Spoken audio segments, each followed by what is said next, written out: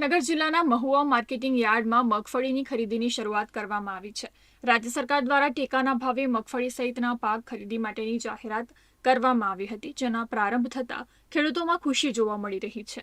આ વર્ષે કુલ 11,463 ખેડૂતોની મગફળી ટેકો ભાવ પર ખરીદવામાં આવશે। રાજ્ય સરકારે મગફળીનો ટેકાનો ભાવ 1452 રૂપિયા નક્કી કર્યો છે। ખેડૂતોને યોગ્ય ભાવ મળે તે માટે 3 એજન્સીઓને ખરીદી પ્રક્રિયાની જવાબદારી સોંપવામાં આવી છે, જેમાં બંધુત્વ ફાર્મર, તાલુકા ખરીદ વેચાણ સંઘ અને સંભવિત ફાર્મર પ્રોડ્યુસર કંપનીનો સમાવેશ થાય છે। એપીએમસી ચેરમેન ગભરુ કામલિયાએ ખેડૂતોને અપીલ કરી છે કે તેઓ મગફળી સારી રીતે સૂકવીને લાવે, જેથી ખરીદી પ્રક્રિયા સરળ બને। 2 મહિનાના અંદર સમગ્ર ખરીદી પૂર્ણ કરવામાં આવશે તેવી તૈયારી દર્શાવવામાં આવી છે। માનનીય ધારાસભ્ય શ્રી શિવાભાઈ ગોહિલના હસ્તે પ્રારંભ કરેલ છે।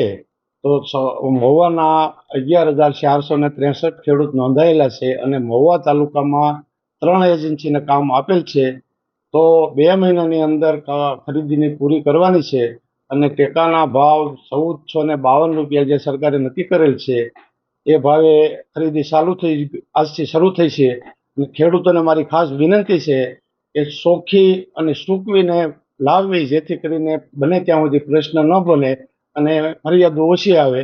એટલે આ ખાસ મારી વિનંતી છે। એટલે આજથી પ્રારંભ ખરીદીનો શરૂ થઈ ગયો છે અને 2 મહિનાની અંદર જેમ બને એમ જલ્દી કામ પૂરું થાય એવો સરકારશ્રીનો આગ્રહ છે।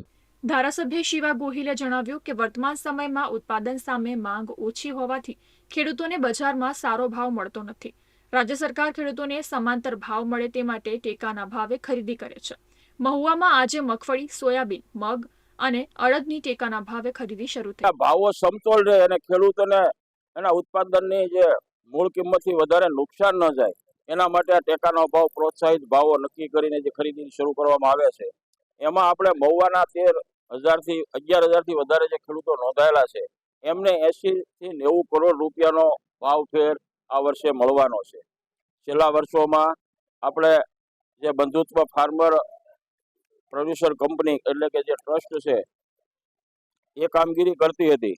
આ વખતે આપણે 11,000થી વધારે ખેડૂતો નોંધાયા છે એટલે 3 એજન્સીઓના કામગીરી સોંપવામાં આવી છે।